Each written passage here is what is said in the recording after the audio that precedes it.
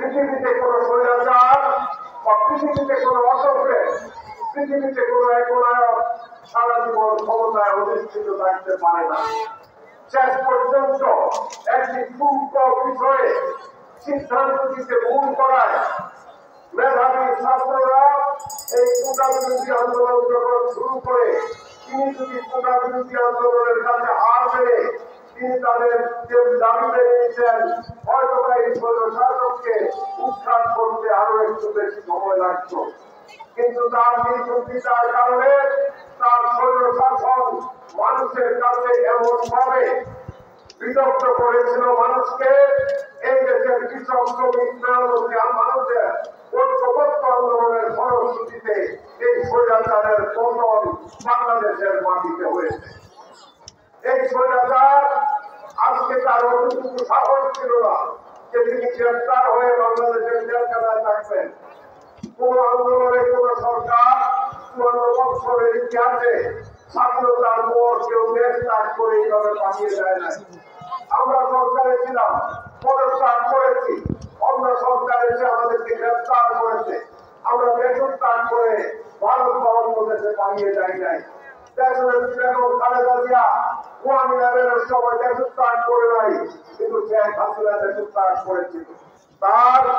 প্রতিফলন এই স্বৈরাচার পতনের পরে তিনি আবার দেখিয়েছেন। ওনার বন্ধু ভ্রাতৃপ্রতিম প্রিয় দেশ হল ভারত। তিনি ক্ষমতায় থাকতে বলেছিলেন যে আমি ভারতকে যা দিয়েছি ভারত কোনোদিন ভুলতে পারবে না। ওনার এক পররাষ্ট্রমন্ত্রী বললেন যে আমাদের সাথে ভারতের সম্পর্ক হল স্বামী আর স্ত্রীর।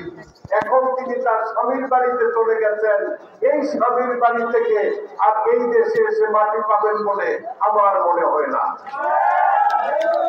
ভারত আমাদের বন্ধু নয়, ভারত আমাদের শত্রু। ভারত আমাদেরকে 71-এ সহযোগিতা করেছে, সাহায্য করেছে।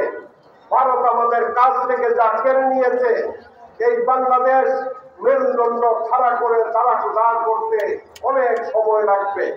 তারা আমাদের যোগাযোগ ব্যবস্থা ধ্বংস করে দিয়েছে, তারা আমাদের বৈদ্যুতিক ব্যবস্থা ধ্বংস করে দিয়েছে। আদানির 3 গুণ বেশি রেটে আমাদের কাছ থেকে বিদ্যুৎ বিল নিচ্ছে, আমাদের সমুদ্র বন্দর ধ্বংস করে দিয়েছে। করিডোর নিয়ে তাদের সকল চলাচল ব্যবস্থার জন্য তারা বাংলাদেশের উপর প্রেসার ক্রিয়েট করে তারা তাদের স্বার্থ হাসিল করেছে। আমাদের বর্ডার সীমান্ত অঞ্চলে আমাদের ছেলে মেয়েদেরকে অজ্ঞাতরে গুলি করে হত্যা করেছে।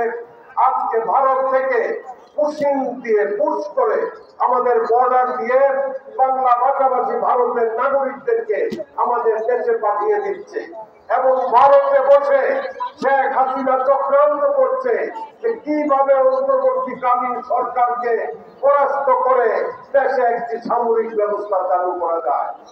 আজকে ভাইরা আমাদের দেশকে অশান্ত করার জন্য ভারত শেখ হাসিনাকে কলকাতাতে অফিস করার সুযোগ দিয়েছে, আওয়ামী লীগ অফিস করার সুযোগ দিয়েছে, দিল্লিতে আওয়ামী লীগ অফিস করার সুযোগ দিয়েছে। এইভাবে অফিস করার সুযোগ দিয়ে তার হাজার হাজার নেতা কর্মীদেরকে বিভিন্ন ভাবে অস্ত্র সহযোগিতা করে, আর্থিক সহযোগিতা করে দেশে একটি বিশৃঙ্খল অবস্থার সৃষ্টি করতে চায় এবং অন্তর্বর্তীকালীন সরকারের ওয়াদাকৃত এই নির্বাচনকে নস্যাৎ করতে চায় এবং তারা বাংলাদেশে বিভিন্ন সময় বিভিন্ন এজেন্টের মাধ্যমে বিভিন্ন সময় দেশ পরিচালনায় তাদেরকে সাহায্য করেছে। ইতিমধ্যে আমাদের দেশের আন্দোলনের শরিক একটা রাজনৈতিক সংগঠন জামাতে ইসলাম, এই জামাতে ইসলাম কোনদিন 5ই আগস্টের আগে পিআর পদ্ধতিতে নির্বাচনের কথা ঘোষণা করেন নাই, পিআর পদ্ধতিতে নির্বাচনের কথা বলেন নাই। সংস্কারের জন্য আমরা বসেছি। সংস্কার, বিচার এবং নির্বাচন, এই 3টা বিষয় নিয়ে আমরা ঐক্যমত্য কমিশন আলোচনায় বসেছি।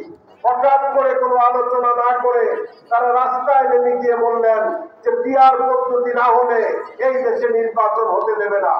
এইগুলো রাষ্ট্রদ্রোহিতার কথা।